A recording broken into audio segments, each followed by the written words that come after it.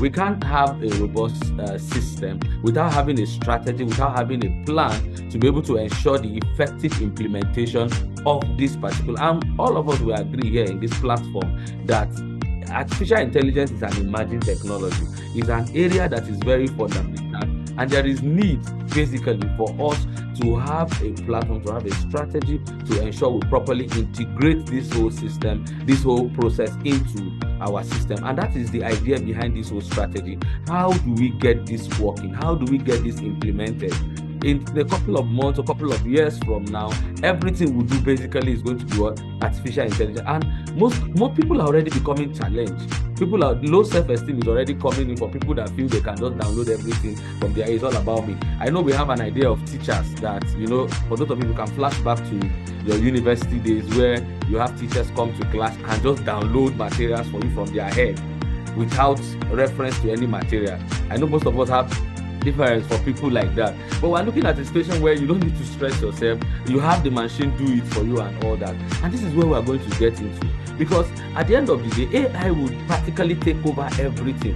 And that is why we're happy that we have a sensitive government that are in respect of this, that have been able to put in place this strategy to ensure the effective implementation of this aspect.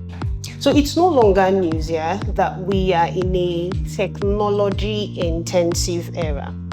And it's safe to say, right, that those who don't embrace and manage properly the use of technology may become what we call proverbial dinosaurs.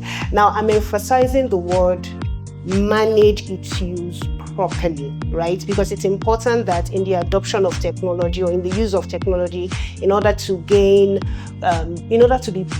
globally relevant, right?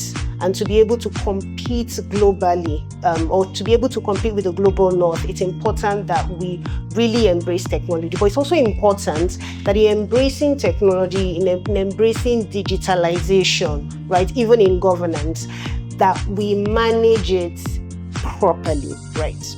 Now, the last couple of years, there's been the proliferation of technology, AI, Internet of Use, and all the other conversations around that. The bill sort of brings together and addresses some electronic process issues that have already been addressed in some other places. For example, consumer protection. We have the FCCPC Act. The use of personal data in the digital space, that is covered by the Nigerian Data Protection Act, and the regulation as well, because the Act did not repeal the regulation, so that still applies.